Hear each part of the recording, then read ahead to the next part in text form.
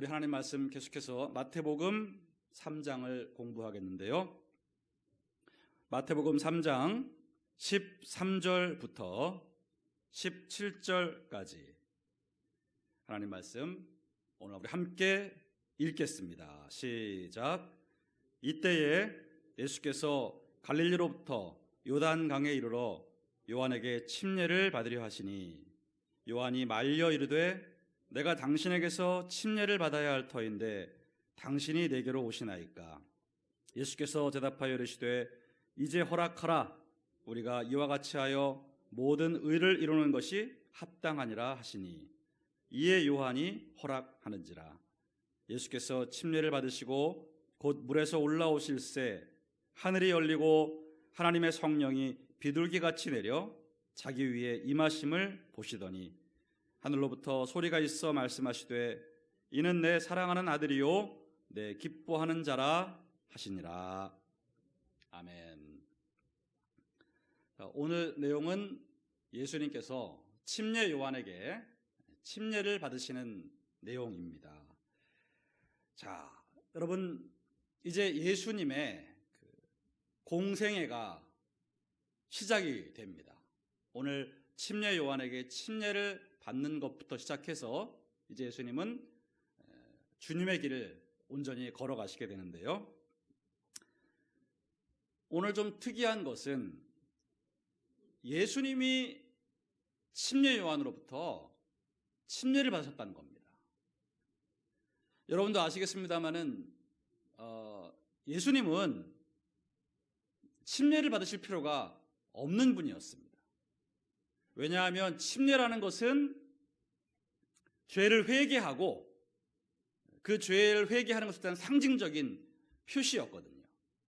당시에 이스라엘 사람들이 이 침례 요한의 메시지를 듣고 자신들의 죄를 회개하고 요단강에 와서 물에 잠기는 침례를 받았습니다. 이것은 내가 하나님 앞에 지은 죄를 이제 회개합니다라는 그런 뜻으로 침례를 받은 것이거든요.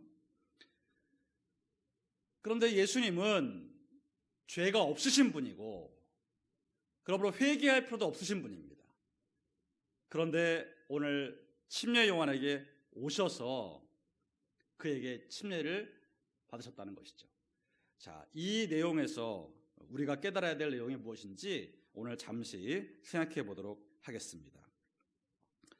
여러분, 예수님께서 오늘 13절을 보니까 이때에 예수께서 갈릴리로부터 요단강에 이르러 요한에게 침례를 받으려 하시니, 갈릴리에 계시던 예수님이 이제 남쪽으로 내려오셔서 요단강에 이르렀습니다. 거기서는 이미 요한이 그의 사역을 왕성하게 하고 있을 때였습니다. 그래서 많은 사람들이 침례를 받았는데 거기 예수님도 오셔서 침례를 받으려 하셨다. 자, 그러자 당연히 여러분 요한이 어떤 반응을 보였겠습니까? 14절 말씀 보면 요한이 말려 이르되 내가 당신에게서 침례를 받아야 할 터인데 당신이 내게로 오시나이까. 요한이 말렸습니다. 극구 말렸습니다. 요한은 예수님이 누구신지 성령의 감동으로 알았기 때문에 어떻게 내가 당신에게 침례를 받아야 할 터인데 내가 하나님 앞에 죄인이고 내가 용서를 받아야 하니까 내가 침례를 받아야 되는데 어떻게 당신께서 저에게 오셔서 침례를 받겠다고 하십니까? 이렇게 요한이 극구 만류를 합니다.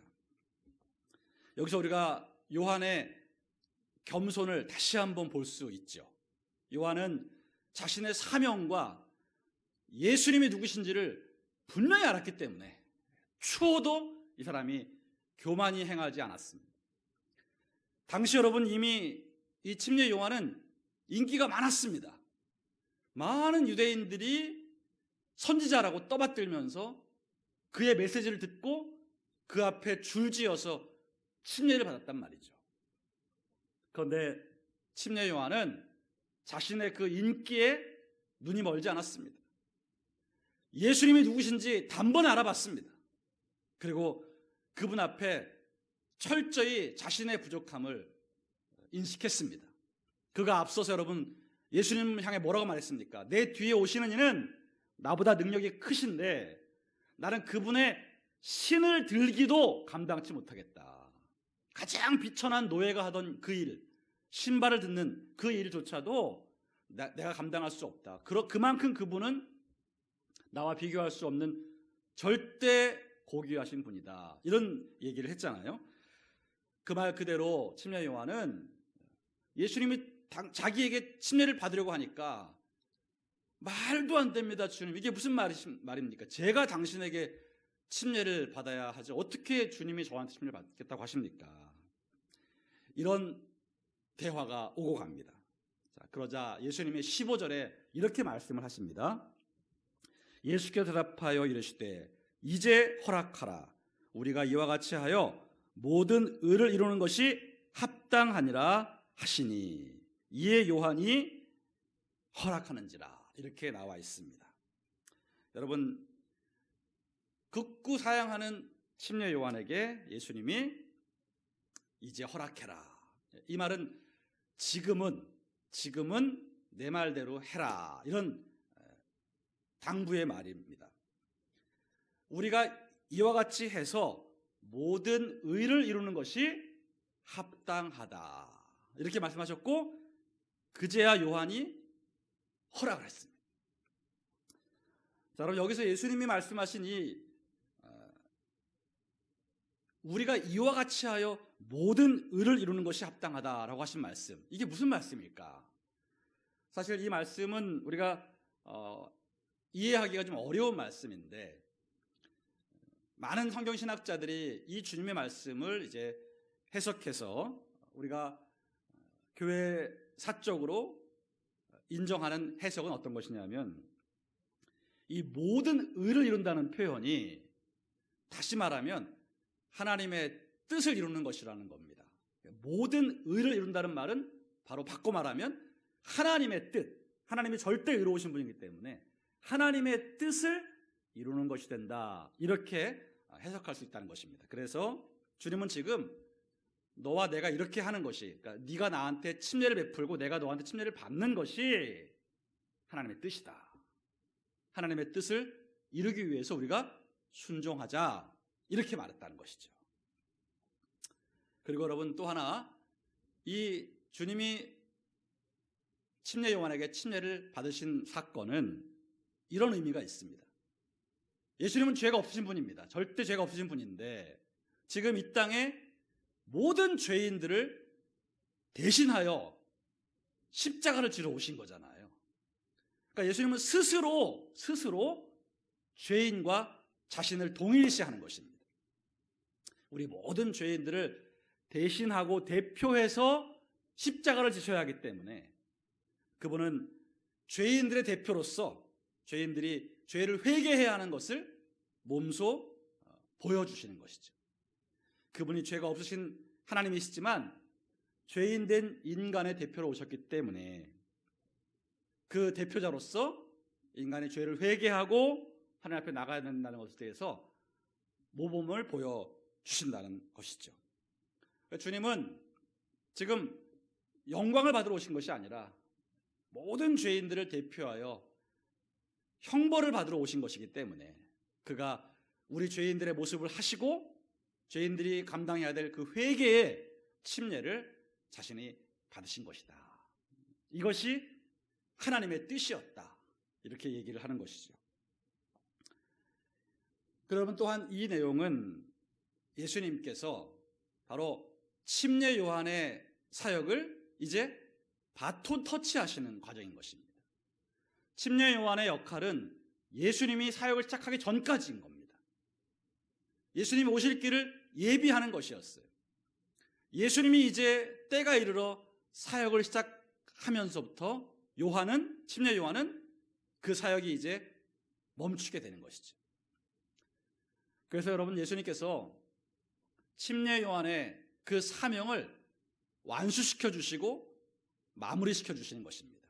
침례 요한의 사명은 예수님 오시기를 예비하다가 예수님이 오시면 그에게 모든 죄인들을 대표하는 그 예수님에게 죄를 회개하는 침례를 베푸는 것, 거기까지가 침례 요한의 사명이었다는 거예요.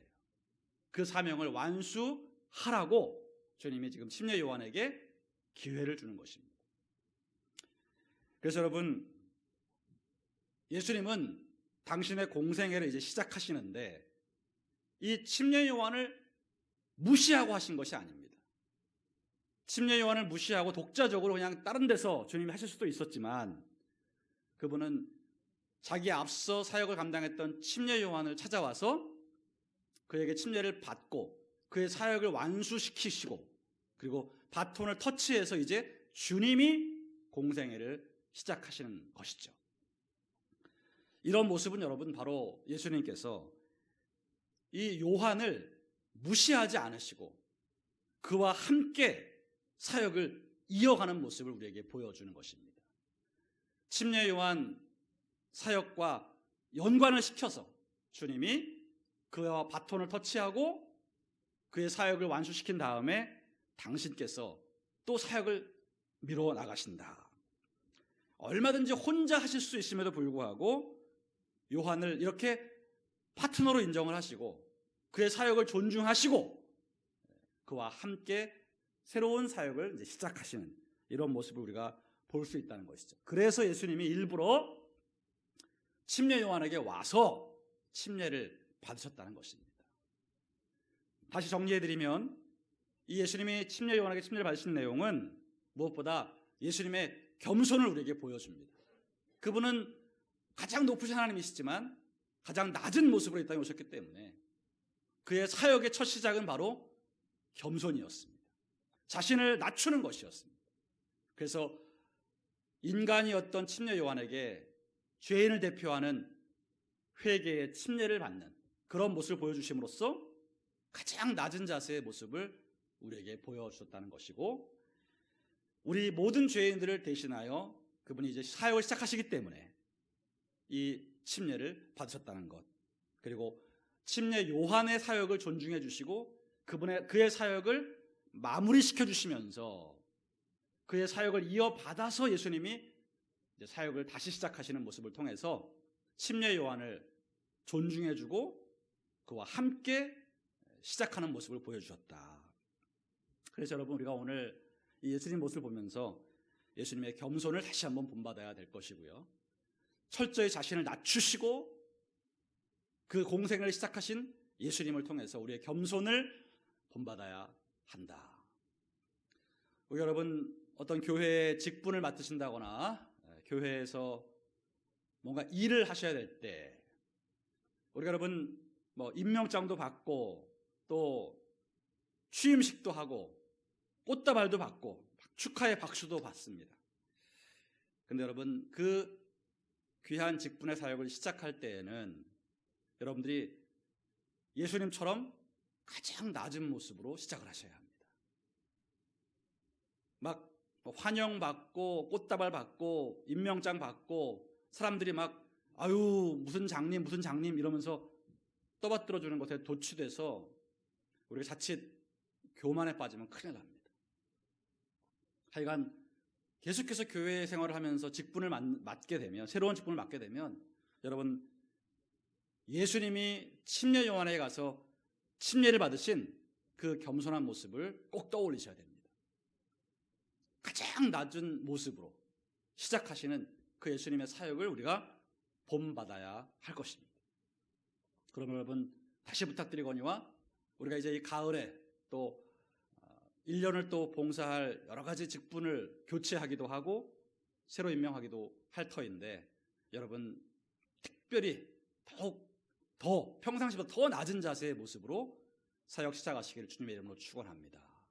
저도 오랜 동안 나가 있다가 들어와서 여러분의 이 강서성전을 담임하는 자리에 서서 사역을 시작한 지가 이제 만 2개월 지나고 3개월 가까이 돼가고 있는데 겸손으로 철저히 더 낮아져서 사역을 시작하려고 항상 조심하고 있습니다. 우리 모두가 조금이라도 내 안에 교만이 시작되고 내가 누군가 위에서 지금 군림하고 있고 누군가를 내가 함부로 다룰 수 있다고 하는 생각은 아주 위험한 생각입니다. 앞으로 여러분들이 어떤 리더가 되든지 교회 안에서 더 낮아져서 겸손하게 사역을 시작하시고 끝까지 겸손으로 마무리하는 여러분 되시기를 주님의 이름으로 축원드립니다. 그리고 여러분, 그 겸손이라는 것은 다른 말로 말하면 다른 사람과 함께 주의 일을 잘 감당하는 것입니다. 오늘 예수님이 침례 요한을 무시하지 않으시고 너는 이제 인간에 불과하니까 너는 끝났고 내가 이제 이쪽에서 화려하게 시작할 거야 이렇게 하신 게 아니라 굳이 갈릴리에서 요단강까지 내려오셔가지고 많은 사람들 앞에서 침례 요한으로부터 침례를 받음으로 사역을 시작하셨다. 이건 여러분 침례 요한을 존중해주고 높여주는 거죠.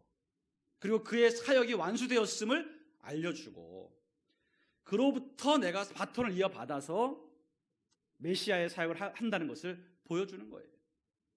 침례 요한을 존중해주고 그의 손을 잡아준 것이죠. 오늘 여러분, 저와 여러분도 이 모습을 본받아야 합니다. 우리 크리스찬들 여러분 절대 주의 일을 할 때 혼자 잘하는 것으로 만족해서는 안 됩니다. 같이 잘하려고 해야 됩니다. 같이. 오늘 여러분 예수님께서 15절에 뭐라고 말씀하셨냐면 우리가 이와 같이 하여 모든 의를 이루는 것이 합당하다. 우리가. 지금 예수님은 너와 나, 침례 요한과 예수님을 우리라고 부르십니다. 너와 내가 이렇게 함께 하는 것이 모든 의를 이루는 것이다. 하나님의 뜻을 이루는 것이다. 침례 요한대로 따로, 예수님 따로 각자 알아서 화려하게 하는 것이 아니라 서로가 하나가 되어서 바톤을 이어주고 이어받고 그렇게 협력하여 하나님의 뜻을 이루라고 말씀하신 겁니다. 여러분, 하나님은 우리 크리스찬들이 교회로 모여서 함께 잘하기를 바라시지 누가 하나 특출나게 잘하는 것을 원하시는 것이 아닙니다.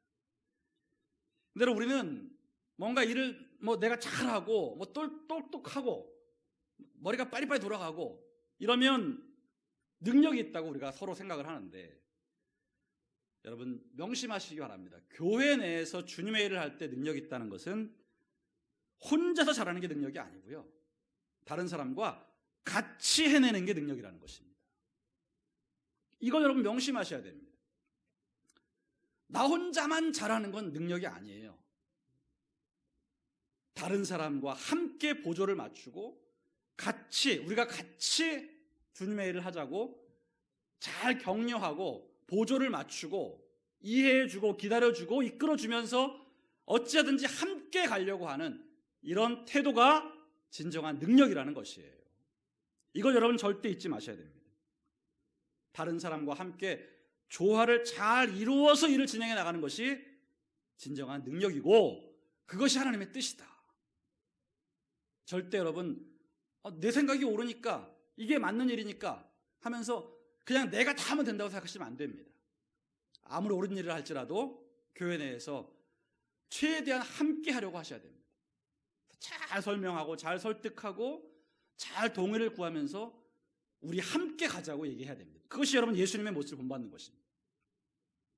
우리 강서성전이 다시 한번 진정한 크리스찬들로 세워져서 여러분들이 독불장군처럼 혼자 하려고 하지 마시고 늘 주위 사람들을 배려하고 조심하면서 함께 잘 해나가는 여러분 되시기를 주님의 이름으로 축원합니다. 나의 열심과 나의 의가 지나쳐서 다른 사람에게 상처를 주는 일이 없도록 해야 됩니다. 여러분, 다른 사람들 그냥 다치거나 말거나 내가 한다라고 하신 것은 절대로 잘못된 생각이다. 예수님이 침례 요한 앞에서 겸손하셨고 그를 존중하셨고 그와 함께 공생애를 시작하셨다는 사실을 명심하시고 우리도 이와 같이 다른 사람 앞에서 더욱 겸손하고 상대를 존중하고 그와 함께 주의 일을 하는 일에 힘쓰는 저와 여러분 되시기를 예수님의 이름으로 축원합니다. 그리고 오늘 16절 말씀 보시면 예수께서 침례를 받으시고 곧 물에서 올라오실새 하늘이 열리고 하나님의 성령이 비둘기같이 내려 자기 위에 임하심을 보시더니 했습니다. 침례를 받으시고 있으면 올라오셨는데 그때 여러분 하늘문이 열리고 하나님의 성령이 비둘기같이 내려서 예수님의 위에 임하셨다. 이렇게 성경은 기록하고 있습니다. 이제 여러분, 예수님의 공생애가 시작되면서 바로 성령께서 예수님에게 임하신 것입니다. 이것은 여러분, 영적으로 예수님의 공생애가 시작되었음을 인준하는 취임식이었습니다. 이제부터 예수 그리스도의 공생애가 시작된다. 그래서 성령께서 임하셔서 인준하신 것입니다. 그리고 여러분, 이 성령이 오늘 보니까 특이하게도 비둘기같이 내렸다, 이렇게 성경은 기록하고 있습니다. 이 비둘기같이 내렸다는 말은 바로 성령이 비둘기와 같은 형상으로 예수님 위에 임하셨다라는 얘기가 되겠습니다. 근데 여러분, 궁금하지 않습니까? 왜 성령께서 수많은 동물들 가운데 비둘기의 형체로 임하셨을까?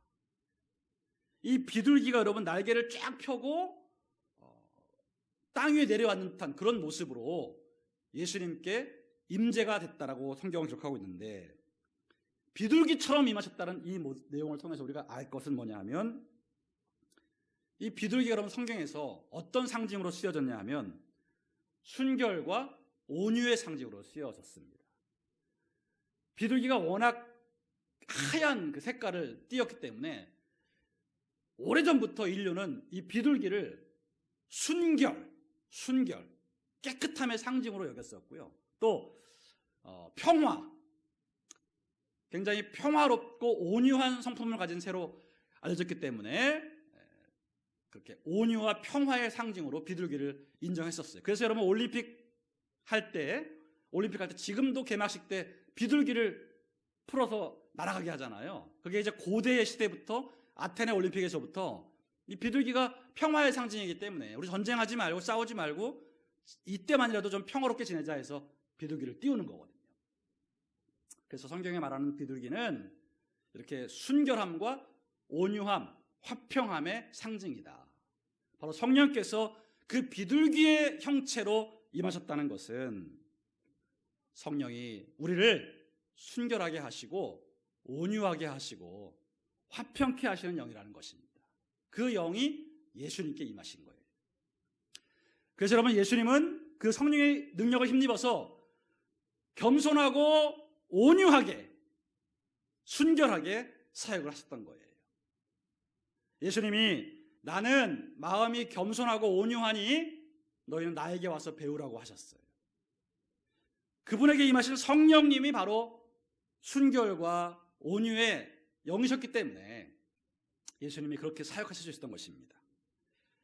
오늘 여러분, 우리가 다시 한번 성령의 임재를 구하고 성령의 충만을 구해야 할 터인데, 그 성령이 여러분에게 오셔서 뭘 하시느냐? 우리 성령 충만하면 어떤 일이 일어나느냐? 겸손하고 온유해진다는 거예요, 여러분. 그리고 화평을 도모하는 거예요. 그게 진짜 성령 충만임을 여러분 분명히 인식을 하셔야 합니다. 우리 순복음교회가 여러분 성령 충만을 강조하는 교단인데, 여러분 자칫 성령 충만을 어떻게 인식하시냐 하면 기질적인 강함하고 인식을 많이 시킵니다. 아, 성령 충만하면 능력받는 것이고, 능력이라는 것은 뭔가 되게 강한 거야. 강해가지고 막 목소리 크고 성질이 막 괄괄하고 막 열정을 뛰어다니는 이런 것들이 능력이고 성령 충만이라고 우리가 오랜 세월 동안 생각을 하고 살았어요. 그런데 여러분, 그것은 오해입니다. 진정한 성령 충만이 성경에서 뭐라고 말하는지 우리가 관심을 안 가졌기 때문에 그냥 성령 충만은 능력 충만이고, 능력 충만은 뭔가 막 사람이 막 되게 강하고 막 거친 거라는 인식을 했다는 거죠. 근데 여러분, 그것이 아니라는 거예요. 성령은 그렇게 목소리가 크고 성질이 괄괄한 게 아니에요. 성령은 성결과 온유의 영이시다. 성령 충만하면 충만할수록 더 겸손해질 수밖에 없고 온유해질 수밖에 없고 사납게 싸우는 게 아니라 평화를 도모하게 돼 있는 거예요. 그게 정말 성령 충만이라고요. 그래서 여러분, 예수님이 끝까지 그렇게 겸손과 온유와 화평을 도모하며 사역하신 거 잘 아시잖아요. 자기를 잡아 죽이겠다는 사람들도 여러분 용서하시고 화평을 이루셨잖아요. 귀를 자른 것까지 붙여주시면서까지 칼 집어넣고 싸우지 말라고 하셨잖아요. 주님이. 그게 여러분 성령 충만의 진정한 모습이에요. 근데 우리는 지금 성령 충만을 잘못 알고 있어요, 여러분. 막 방언으로 막 세게 기도를 하고 막 고래고래 고함치면서 막 뭔가를 하면 이 사람 성령 충만하다고 생각하는데 그것은 착각이라는 거예요. 착각이에요. 진정한 성령 충만은 성령의 특징이신 온유와 겸손과 화평, 이것이 충만한 상태인 것을 꼭 기억하셔야 합니다. 오늘 다시 한번 우리 순복음 성도들께서 여러분 진정한 성령 충만이 무엇인지를 이 새벽에 꼭 깨달으시고 이 성령으로 충만함 받으셔서 예수님처럼 순결하고 온유하고 그리고 평화를 도모하는 비둘기 같은 성령이 임하신 여러분 되시기를 주님의 이름으로 축원합니다. 그런 삶을 살 때 여러분 하나님이 뭐라고 말씀하시냐 하면 내가 너를 사랑하고 내가 너를 기뻐한다고 말씀하시는 거예요. 오늘 마지막 절 17절 보니까 하늘로부터 소리가 있어 이르되 말씀하시되 이는 내 사랑하는 아들이요 내 기뻐하는 자라 하시니라. 예수님이 여러분 하나님으로부터 이렇게 선포된 인정을 받으셨어요. 소리가 났습니다. 하늘에서. 이는 내 사랑하는 아들이고 내 기뻐하는 자다. 바로 예수님이 말씀하신 거죠. 근데 여러분 저와 여러분도 오늘 하나님으로부터 이러한 인정 받을 수 있습니다. 내가 널 사랑하고 내가 널 기뻐한다. 어떤 삶을 살아야 되느냐? 예수님처럼 살면 되는 것입니다. 예수님처럼 살기를 위해서 힘쓰면 하나님께서 똑같이 인정해 주시는 겁니다. 너는 내 사랑하는 자고 내가 기뻐하는 자야. 여러분 우리가 성령으로 충만해서 예수님처럼 겸손, 온유, 그리고 화평을 쫓고 싸우지 않고 그리고 하나님 뜻에 늘 순종하기를 힘쓰면 하나님께서 우리를 기뻐하십니다. 우리를 사랑하시는 것입니다. 이러한 축복이 저와 여러분들의 것이 되어야 할 줄로 믿습니다. 오늘 본문을 통해서 여러분 우리는 다시 한번 예수님의 겸손을 배워야 할 것이고 다른 사람을 존중하고 함께 일하려는 모습을 배워야 할 것이고 성령이 비둘기같이 임하셔서 비둘기의 상징인 온유와 순결과 겸손의 영으로 임하신다는 것을 배워야 하겠습니다. 그래서 진정한 성령 충만을 구하셔서 우리의 삶에서도 예수님처럼 겸손과 온유와 순결과 화평이 나타나야 한다. 그럴 때 하나님이 우리를 인정해 주시고 예수님처럼 크게 칭찬해 주실 것이다. 이것이 오늘 말씀의 결론이 되겠습니다. 사랑하는 성도 여러분, 제가 한 가지만 더 부연드리겠습니다. 여러분 새벽 예배에 이렇게 열심히 나오시는 성도님들 참 대단하신 분들이고 제가 굉장히 귀하게 여깁니다. 근데 여러분 제가 23년을 목회를 하면서 제가 한 가지 아직도 풀리지 않는 제 안에 퀘스천이 있습니다. 그게 뭐냐면 23년 넘게 제가 그 앞서서도 뭐 평신도로 신앙생활 할 때에도 새벽 예배를 굉장히 열심히 나오는 분들 중에서 오히려 더 많이 싸우고 더 많이 날카롭고 더 많이 거칠고 더 교회 내에 분란을 일으키는 분들이 많다라는 것이에요. 제가 선교지에 가서도 10년을 선교를 하면서도 새벽 예배에 나오는 몇 안 되는 그 열심히 있는 분들이 그렇게 싸우더라고요. 전 그래서 이 귀한 새벽에 일찍 일어나서 주님 앞에 나와서 저렇게 성실하게 주님을 섬기시는 분들인데 왜 오히려 새벽 예배 안 나오시는 분들보다 더 사납고 더 거칠고 더 많이 싸우는 걸까? 저는 그게 정말 아이러니하고 이해가 안 가는 것입니다. 누구보다도 주님을 더 많이 찾고 주님께 더 많이 예배드리고 주님께 이 아침부터 기도하시는 분들인데 어째서 예수님을 더 많이 닮으셔야 되는 분들인데 새벽 예배를 나오시는 그 열심히 있는 분들 중에서 늘 문제가 생기고 더 크게 싸우실까? 제가 지금 얘기하는 게 아닌데 절대 여러분 제가 오랜 세월 동안 목회를 하고 그 앞서서도 느껴왔던, 오랜 세월 느껴왔던 질문이에요.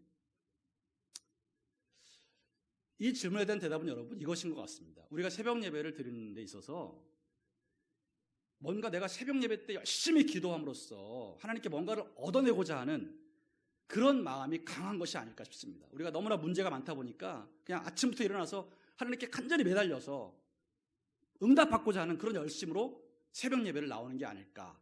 그게 주 목적인 거죠. 그리고 또 하나는 새벽 예배를 나오면서 우리가 나도 모르는 사이에 영적인 우월감에 빠집니다. 나 새벽 예배하는 크리스찬이야. 이게 나도 모르는 사이에 이 자리를 잡아서 영적으로 우월감이 듭니다. 그래서 내가 제일 하나님 앞에 열심인 것 같은데 나보다 더 열심히 있는 사람이 있으면 시기가 나고 충돌이 납니다. 그런 요인 때문에 여러분 오히려 새벽 예배를 열심히 드리시는 분들 가운데 하나님의 뜻을 어기고 교회 안에 문제를 일으키시는 분들이 발생하는 것 같다. 이것이 제가 내린 결론입니다. 그래서 여러분 제가 오늘 마지막으로 드리고 싶은 말씀은 여러분 새벽 예배를 열심히 나오시는 건 너무나 아름다운 신앙생활이지만 그 새벽 예배 나오시는 여러분들의 목적이 어떤 것인지를 분명히 하셔야 됩니다. 물론 간절히 막 기도해서 응답받고자 하는 여러분들 갈급한 삶의 문제가 있다는 거 이해합니다만 여러분 새벽 예배에 매일같이 나오시는 주 목적은 뭐가 되냐 하면 나를 죽이고 예수님을 더 많이 닮으려는 그 목표를 가지고 나오셔야 되는 거예요. 그게 우리의 목적이 돼야 됩니다. 여러분. 내가 조금 더 남들보다 더 일찍 일어나서 주님 앞에 나가서 예배드리는 이 목적은 내가 워낙 교만하고 내가 워낙 게으르고 내가 워낙 완악하기 때문에 나를 더 깨뜨리고 죽여서 내가 조금 더 예수님처럼 돼야 되겠다. 예수님처럼 살기 위한 결단을 하고 회개를 하고 변화가 되기 위해 내가 새벽 예배를 드려야 되겠다. 이러한 목적을 갖고 여러분들이 나오셔야 한다는 것입니다. 그래야 여러분 우리가 정말 새벽 예배를 열심히 드시는 성도들이 그 누구보다도 변화되고 달라져서 교회의 모범이 되고 교회의 일꾼들이 되셔야 한다는 거죠. 오늘 우리 모두가 여러분 진정한 성령 충만이 무엇이고 이렇게 새벽 예배를 드리는 우리의 목적이 무엇인지를 다시 한번 점검하시기를 바라고 여러분들이 예수님을 매일매일 조금씩 계속 더 닮아가셔서 정말 하나님께 칭찬받으시고 교회에서도 우리 역시 새벽 예배 나가시는 분들의 그 영성과 성품은 정말 훌륭하다. 역시 새벽 예배를 매일 나가시니까 이런 상황에서도 화를 안 내시는구나. 이런 상황에서도 그냥 짜증은 안 내시는구나. 이렇게 억울한 상황에서도 역시 새벽 예배를 나가시는 분이라 온유하게 겸손하게 기도하시는구나. 이런 말이 들려야 된다는 것이죠. 이런 말이. 그것이 주님이 원하시는 것임을 여러분 기억하시고 우리 강서성전이 정말 새롭게 하나님이 기뻐하시는 일꾼들로 이 새벽 예배를 통해 잘 세워져 나가시기를 예수님의 이름으로 축원드립니다.